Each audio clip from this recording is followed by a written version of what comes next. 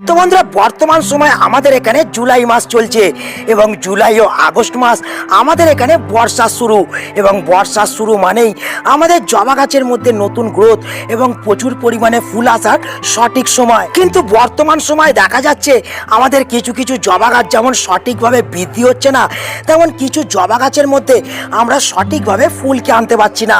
তো বন্ধুরা জবা গাছের মধ্যে এই সমস্যাগুলি হওয়ার কারণ জবা গাছের মধ্যে সঠিক পুষ্টির অভাব। তাই এই সময় যদি আমরা আমাদের জবা গাছের মধ্যে কিছু ঘরোয়া পরিচর্যাকে করতে পারি এবং তার সঙ্গে সঙ্গে কিছু ঘরোয়া খাবারকে যদি আমরা জবা গাছের মধ্যে প্রয়োগ করতে পারি, তাহলে আমাদের জবা গাছের মধ্যে হবে ফুলের বন্যা এবং তার সঙ্গে সঙ্গে জবা গাছ হবে ভেতর থেকে স্ট্রং। তো বন্ধুরা কোন কোন ঘরোয়া পরিচর্যাকে এই সময় আমাদের জবা গাছের মধ্যে করতে হবে, কোন ধরনের ঘরোয়া খাবারকে এই সময় আমরা জবা গাছের মধ্যে প্রয়োগ করলে প্রচুর পরিমাণে আমরা ফুল আনতে পারবো, আজকে এই সব বিষয়গুলিকে জানতে এবং বুঝতে হতে গেলে ভিডিওটা শুরু থেকে শেষ পর্যন্ত তোমাদের দেখতে হবে এবং অবশ্যই ভিডিও শুরুতে একটা লাইক করে দিতে হবে। যারা নতুন বন্ধু চ্যানেলে প্রথম, অবশ্যই কিন্তু চ্যানেলটা সাবস্ক্রাইব করে রাখবে। বন্ধুরা আমাদের যেসব জবা গাছ সঠিকভাবে বৃদ্ধি হচ্ছে না, এই বর্ষার শুরুতে আমাদের সেই সব জবা গাছগুলোকে দ্রুত বৃদ্ধি করতে হলে জবা গাছ থেকে একটা দুটো নয়, আমাদের শয়ে শয়ে ফুল পেতে হলে আমাদের যে প্রথম কাজটাকে করতে হবে সেটা হলো বন্ধুরা আমাদের জবা গাছগুলোকে ছাদ বাগানের এমন একটা স্থানের মধ্যে রাখতে হবে যে স্থানটার মধ্যে আমাদের জবা গাছগুলো যেমন সারাদিন রোদ্দুর পাবে, তেমন বৃষ্টি হওয়া মাত্রই আমাদের জবা গাছগুলি সঠিকভাবে বৃষ্টির জলও পাবে। কারণ বন্ধুরা আমরা সকলে জানি আমাদের জবা গাছ যেমন প্রচুর পরিমাণে রোদকে পছন্দ করে, তেমন প্রচুর পরিমাণে কিন্তু জবা গাছ বৃষ্টির জলকে পছন্দ করে। আমাদের জবা গাছগুলোকে আমরা তখনই দ্রুত হারে বৃদ্ধি বিকাশ করতে পারবো, তখনই গাছ থেকে আমরা প্রচুর পরিমাণে ফুল পাবো যখন আমাদের জবা গাছগুলো সঠিকভাবে যেমন রোদ পাবে, তেমন বর্ষা শুরু থেকে বর্ষা শেষ পর্যন্ত সঠিকভাবে বৃষ্টির জলও পাবে। তো বন্ধুরা এই তো ছিল প্রথম একটা টিপস। এরপর চলো আমরা দেখে নিই 2 নম্বর কোন কাজটা এই সময় দাঁড়িয়ে আমাদের জবা গাছের মধ্যে করতে হবে। তো বন্ধুরা 2 নম্বর টিপসে যাওয়ার আগে আমি আমার জবা গাছটাকে প্রথম তোমাদের দেখাই। দেখো তোমরা দেখতে পাচ্ছ আমার জবা গাছটা কি হারে বৃদ্ধি বিকাশ হয়েছে এবং জবা গাছের মধ্যে তোমরা অসংখ্য সংখ্যায় কিন্তু ফুলকেও লক্ষ্য করতে পারছো এবং তার সঙ্গে সঙ্গে জবা গাছের কুঁড়ি ঝরে পড়ার সমস্যা কিন্তু আমার গাছের মধ্যে লক্ষ্য করা যাচ্ছে না। তো বন্ধুরা তোমরা আমাকে এই সময় অনেকেই প্রশ্ন করছো তোমাদের জবা গাছের কুঁড়ি যেমন একটি একটি করে হলুদ হয়ে ঝরে যাচ্ছে, তেমন জবা গাছের পাতাও এইরকম শুকিয়ে হলুদ হয়ে ঝরে যেতে আরম্ভ করছে। কোনোভাবেই তোমরা এই সমস্যাগুলির সমাধান করতে পারছো না। তো বন্ধুরা আমাদের একটা বিষয়কে মাথায় রাখতে হবে, আমাদের জবা গাছের কুঁড়ি ঝরে পড়াকে বন্ধ করতে হলে, জবা গাছ থেকে আমাদের প্রচুর পরিমাণে ফুল পেতে হলে, জবা গাছের পাতাকে এরকম সবুজ চকচকে রাখতে হলে আমাদের জবা গাছের মধ্যে খাবার প্রয়োগ করা ছাড়াও যে বিশেষ কাজটি এই সময় আমাদের জবা গাছের মধ্যে করতে হবে সেটা হচ্ছে আমাদের জবা গাছের মাটির মধ্যে সঠিকভাবে জলকে প্রয়োগ করতে হবে। কারণ বন্ধুরা আমরা সকলে জানি এই সময় আমাদের এখানে কিন্তু বর্ষার আগমন ঘটেছে এবং এই সময় আমাদের এখানে প্রচুর পরিমাণে বৃষ্টি হতেও লক্ষ্য করতে পারছি। তাই এই সময় আমাদের যে বিষয়টাকে নজর রাখতে হবে সেটা হলো বন্ধুরা আমাদের জবা গাছের টবের মাটির মধ্যে যাতে জল অতিরিক্ত পরিমাণে স্টোর না হয়ে থাকতে পারে। কারণ বন্ধুরা যখনই আমাদের জবা গাছের মাটির মধ্যে জল স্টোর হয়ে থাকবে বা জবা গাছের মাটি যদি সবসময় ভিজে এইরকম চপচপে থাকে, সেক্ষেত্রে আমাদের জবা গাছের কুঁড়ি যেমন ঝরে পড়তে আমরা লক্ষ্য করতে পারবো, তেমন জবা গাছের পাতাগুলি সবুজ থাকার বদলে হলুদ হয়ে গাছ থেকে ঝরে যেতে আরম্ভ করবে। জবা গাছ থেকে আমরা সঠিকভাবে কিন্তু ফুল পাবো না। তাই আমাদের এই সময় যে কাজটাকে করতে হবে সেটা হলো আমাদের জবা গাছের টবের ড্রেনেজ সিস্টেমকে কিন্তু ভালোভাবে চেক করতে হবে। এই সময় আমাদের নজর রাখতে হবে যাতে জবা গাছের টবের মধ্যে অতিরিক্ত পরিমাণে জল স্টোর না হয়ে থাকতে পারে। সেক্ষেত্রে আমরা যেটা করব, টবের ড্রেনেজ সিস্টেম যদি এই সময় খারাপ হয়ে যায় সেক্ষেত্রে আমরা লোহার শলাকা বা শিক দিয়ে কুচিয়ে পরিষ্কার করে নেব এবং তার সঙ্গে সঙ্গে আমরা এই বর্ষাতে খুব বুঝে বুঝে গাছের মাটিতে জল প্রয়োগ করব। যখন দেখব গাছের মাটির ওপরের স্তর শুকিয়ে এসছে তখনই কিন্তু আমরা গিয়ে আবার জবা গাছের মধ্যে জল প্রয়োগ করব।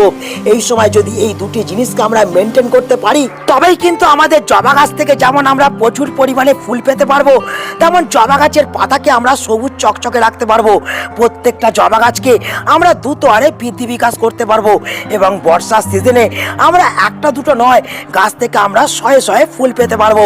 তো বন্ধুরা, এই তো ছিল আমাদের 2 নম্বর একটি কাজ।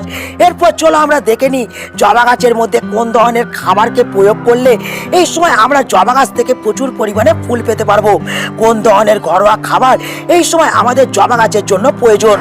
তো বন্ধুরা, এই সময় যদি আমরা আমাদের জবা গাছের মধ্যে রান্নাঘর থেকে সংগ্রহ করা মোট 3টি জিনিসকে ব্যবহার করতে পারি, আমরা প্রত্যেকটা জবা গাছ থেকে প্রচুর পরিমাণে কুঁড়িকে পেতে পারবো এবং এর সাথে সাথে আমাদের জবা গাছের প্রত্যেকটা কুঁড়িকে ফুটিয়ে আমরা কিন্তু ফুলে পরিণত করতে পারবো। তো কোন ধরনের খাবারকে এই সময় আমাদের জবা গাছের মধ্যে প্রয়োগ করব? বন্ধুরা, এই সময় আমাদের জবা গাছের জন্য যে খাবারটাকে প্রথম আমাদের সংগ্রহ করতে হবে সেই খাবারটা হলো এটা।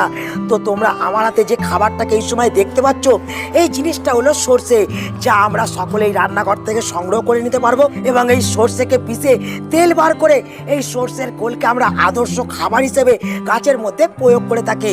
কিন্তু আমরা যদি সর্ষের খোলের পরিবর্তে এই সর্ষেকেও ডাইরেক্ট গাছের মধ্যে প্রয়োগ করি, সেক্ষেত্রেও কিন্তু সুন্দর বেনিফিট পাওয়া যাবে। কিন্তু এই সর্ষেকে আমরা কিভাবে গাছের মধ্যে প্রয়োগ করব সেইটা জানার আগে আমাদের জানতে হবে আর কোন কোন খাবারকে আমাদের জবা গাছের জন্য সংগ্রহ করতে হবে। তো এরপর যে খাবারটাকে তোমরা আমার হাতে দেখতে পাচ্ছ, এই খাবারটাকে কিন্তু আমরা সকলে চিনি এবং প্রত্যেকের বাড়িতে কিন্তু এই জিনিসটা থেকেই থাকে। এটা হলো বন্ধুরা চা পাতা, যে চা পাতাকে আমরা কিন্তু সকালে ব্যবহার করে থাকি চা খাওয়ার জন্য। তো এই চা পাতাগুলো কিন্তু এই সময় আমাদের জবা গাছের জন্য ব্যবহার করতে হবে এবং তার সঙ্গে সঙ্গে যে জিনিসটাকে আমাদের নিতে হবে সেই জিনিসটা হলো বন্ধুরা এইটা। তো এই জিনিসটাকেও কিন্তু আমরা রান্নাঘর থেকে সংগ্রহ করতে পারবো। এই জিনিসটা হলো হলুদ, যা আমাদের গাছের মধ্যে একটা অ্যান্টি ফাঙ্গাল হিসেবে যেমন কাজ করবে, তেমন গাছের রোগ প্রতিরোধ ক্ষমতাকে বাড়িয়ে তুলবে এবং গাছকে ভেতর থেকে স্ট্রং করে তুলবে। এবং তার সঙ্গে সঙ্গে এই হলুদের মধ্যে এমন কিছু এনজাইম আছে যে এনজাইম মাটির মধ্যে উপকারী ব্যাকটেরিয়াকে সৃষ্টি করতে সাহায্য করবে। তো কিভাবে এই 3টে জিনিসকে আমরা ব্যবহার করব, তো চলো সময় নষ্ট না করে সেটাকে দেখে নেওয়া যাক। তো বন্ধুরা, এই সর্ষেকে আমাদের জবা গাছের মাটির মধ্যে প্রয়োগ করার আগে আমাদের একটা বিষয়কে কিন্তু মাথায় রাখতে হবে, আমরা কখনোই ডাইরেক্ট সর্ষেকে গাছের মাটিতে প্রয়োগ করব না। এক্ষেত্রে এই সর্ষে থেকে কিন্তু গাছ জন্মে যেতে পারে। আমরা যেটা করব, এই সর্ষেকে কিন্তু মিক্সি গ্রাইন্ডারে দিয়ে আমরা কিন্তু গুঁড়ো করে নেব। সেই সর্ষের গুঁড়োকে আমরা কিন্তু একটা আদর্শ খাবার হিসেবে আমরা জবা গাছের মাটির মধ্যে এই সময় প্রয়োগ করতে পারি। তোমরা এখানে দেখতে পাচ্ছ আমি কিন্তু সর্ষের গুঁড়োকে নিয়ে নিয়েছি 2 চামচ এবং তার সঙ্গে 2 চামচ নিয়ে নিয়েছি আমি চা পাতা এবং এই দুটো জিনিসকে গাছের মধ্যে প্রয়োগ করার আগে আমাদের কিন্তু এই হলুদকে ব্যবহার অবশ্যই করতে হবে। এখানে আমি কিন্তু হলুদ নিয়ে নিয়েছি 1 চামচ, যা আমাদের গাছ থেকে সমস্ত ধরনের ফাঙ্গাস ব্যাকটেরিয়াকে দূর করবে এবং গাছের ইমিউনিটি পাওয়ারকে কিন্তু স্ট্রং করে তুলবে। তো আমাদের যেটা করতে হবে, এই 3টি খাবারকে কিন্তু আমাদের একত্রে মিশিয়ে ফেলতে হবে সুন্দর করে। তো বন্ধুরা, তোমরা দেখতে পাচ্ছ আমি কিন্তু খাবারটাকে সুন্দর করে কিন্তু মিশিয়ে ফেলেছি। তো এই খাবারটাকে কতটা পরিমাণে এবার আমরা জবা গাছের মাটিতে প্রয়োগ করব।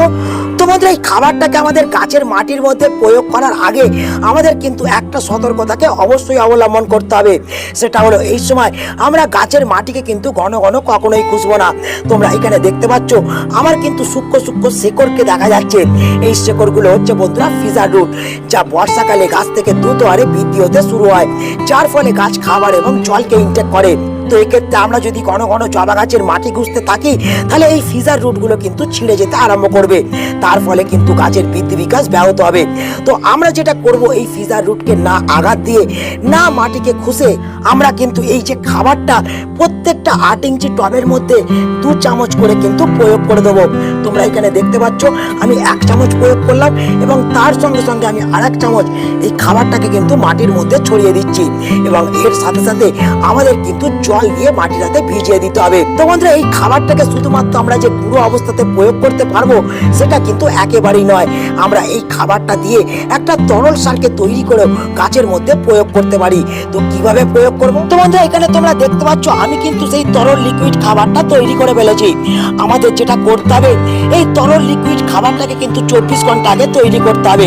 আমি কিন্তু এই পাত্রের মধ্যে 500 ml জল নিয়েছি এবং জলের মধ্যে আমি কিন্তু 1 চামচ সর্ষের গুঁড়ো, 1 চামচ চা পাতা এবং হাফ চামচ আমি কিন্তু হলুদকে মিশিয়ে 24 ঘন্টা এই সারটাকে রেখে দিয়েছি এবং 24 ঘন্টা পর এই সারটাকে কিন্তু আমি তৈরি করে ফেলেছি।